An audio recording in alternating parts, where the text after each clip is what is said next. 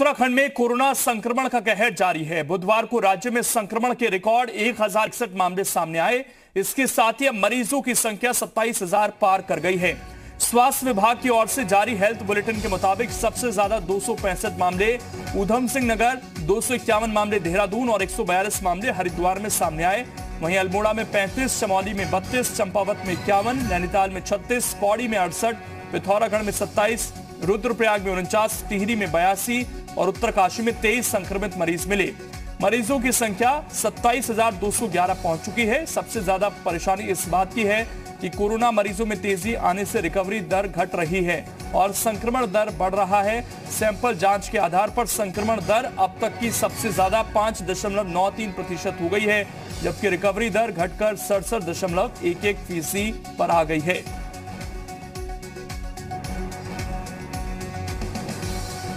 कुलदीप नेगी इस वक्त हमारे साथ देहरादून से जुड़ गए हैं ज्यादा जानकारी के साथ। कुलदीप, जिस तरह के आंकड़े सामने आ रहे हैं उससे जो कर्मचारियों का डर दिखाई दिया है वो काफी हद तक वाजिब नजर आता है और ये अब सरकार के लिए और ज्यादा चेतने का वक्त नजर आ रहा है कि कुछ एक्शन प्लान बनाया जाए जिससे कोरोना की जो चेन है वो टूट सके।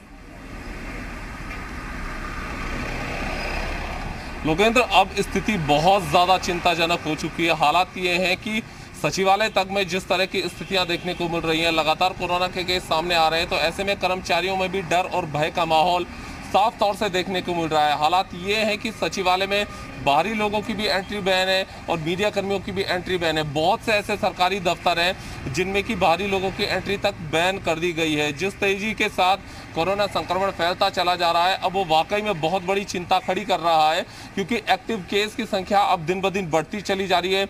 रिकवरी दर जैसे पहले थी अब उस तरह की नहीं है, रिकवरी दर भी घटती चली जा रही है।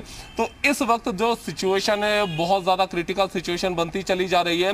लगातार जो एक दिन में आंकड़े आ रहे हैं, 24 घंटे में जो आंकड़े आ रहे हैं उसके हिसाब से देखें तो एक दिन में अब कोरोना संक्रमित जो मरीजों की संख्या है 1000 तक भी पहुंच रही है। तो ये स्थिति बहुत ज़्यादा चिंताजनक है और ऐसे में कोई ना कोई प्लान बनाने की ज़रूरत है, क्योंकि इस वक्त सरकारी दफ्तरों में जो कर्मचारी काम कर रहे हैं वो भी दहशत में है, वो भी डर के साए में है।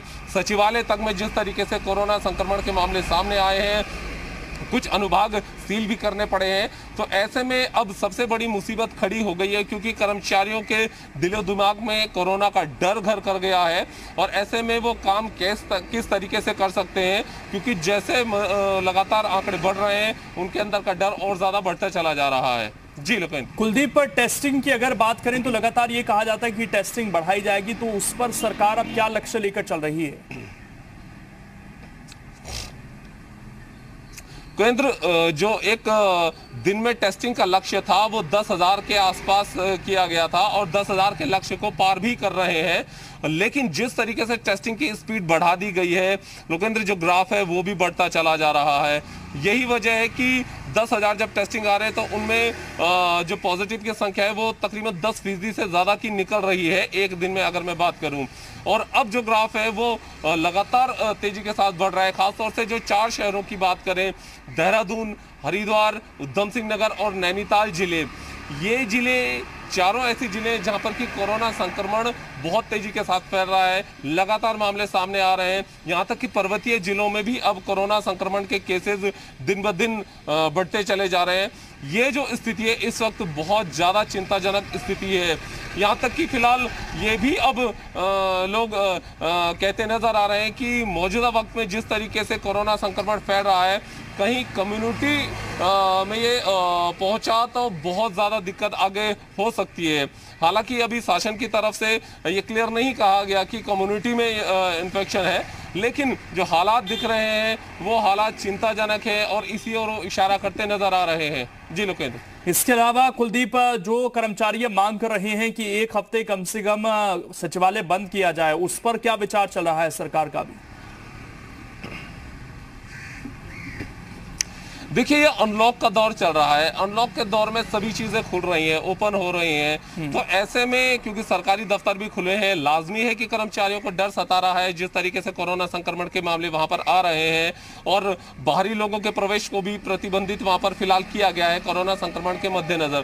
तो कर्मचारी मांग कर रहे हैं कि कम से कम एक हफ्ते के लिए सचिवालय को बंद किया जाए, सैनिटाइजेशन का काम किया जाए, ताकि अगर कोई चेन इसमें बन रही है तो वो चेन टूट सके, वो चेन ब्रेक हो सके।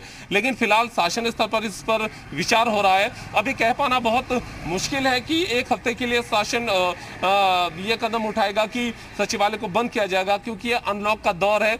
लोगों से यही वजह की अपील की जा रही कि वो एहतियात बरतें, सोशल डिस्टेंस का पालन करें, मास्क को लगाकर वो चले। अब अनलॉक के दौर में सचिवालय को बंद करना फिलहाल ये शासन स्तर पर ही विचाराधीन है।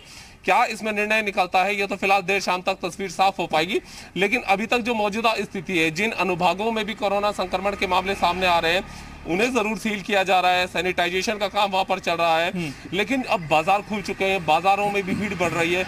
तो ये मामले अब रुक पाना, इसके लिए बहुत कारगर उपाय तो करने होंगे, लेकिन आम आदमी को खुद ही अब जागरूक रहना पड़ेगा, क्योंकि जिस तरह के हालात बन रहे हैं वो हालात लगातार चिंताजनक है। फिलहाल ये शाम तक स्थिति साफ हो पाएगी कि जो कर्मचारी मांग कर रहे हैं कि एक हफ्ते के लिए सचिवालय को फिलहाल बंद किया जाए ताकि जो चेन है इसको ब्रेक करने में मदद मिले। तो फिलहाल ये देखना होगा कि शाम तक क्या डिसीजन इसमें लेकर आता है। कुलदीप, एक और बात कही गई इस दौरान और वो भी अपने आप में गंभीर है कि आईएएस अधिकारी तो अपने आप को शीशे से दीवार लगा ली है, उससे बचा रहे हैं और कर्मचारियों को अपने हाल पर छोड़ दिया गया है। तो ये भी बहुत गंभीर आरोप है और आईएएस लॉबी की बात कही जा रही है सचिवालय के अंदर। देखिए, जो एलिगेशन कर्मचारी लगा रहे हैं ये एलिगेशन सीधे तौर पर ये उनके अपने एलिगेशन है। हालांकि जो मामले बढ़ रहे हैं, क्योंकि कोरोना इस वक्त जिस तरह के हालात में स्टेज में पहुंचा है, तो ऐसे में ना तो कोई अधिकारी उसको दिख रहा है या फिर ना कोई कर्मचारी दिख रहा है। हालांकि प्रोटेक्शन सभी अपने स्तर से कर रहे हैं। ये बात सही है कि कर्मचारी कह रहे हैं कि अधिकारियों ने अपने दफ्तरों में आगे से एक प्रोटेक्शन शीट भी लगाई हुई है, ताकि कोई भी व्यक्ति अगर उनसे मिलने के लिए या कोई भी अधिकारी कोई भी कर्मचारी उनसे मिलने के लिए दफ्तर में उनको पहुंचते हैं तो एक उचित दूरी बनाए रखे। हालांकि वो दूरी कर्मचारियों के साथ मेंटेन करने में थोड़ा सा दिक्कतें जरूर है। तो कर्मचारियों के अपने एलिगेशन है। हालांकि जिस तरीके से कोरोना संक्रमण के मामले सामने आ रहे हैं, ऐसे में अधिकारी भी उससे अछूते नहीं है। न सिर्फ अधिकारी बल्कि अधिकारियों, कर्मचारी, अनुभाग के अधिकारी भी उससे बच नहीं पा रहे हैं।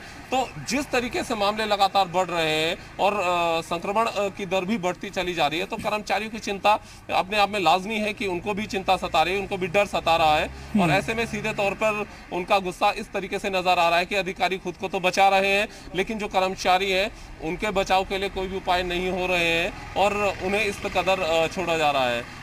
यही वजह कि वो मांग कर रहे हैं कि कम से कम एक हफ्ते के लिए अगर सचिवालय को बंद किया जाता है तो कम से कम ये चेन ब्रेक हो पाएगी और जो सैनिटाइजेशन वगैरह के काम दफ्तरों में किए जाने हैं वो सैनिटाइजेशन के काम किए जा सकेंगे, लेकिन चेन कम से कम उससे टूटेगी ताकि संपर्क में एक दूसरे के ना आ सके। जी।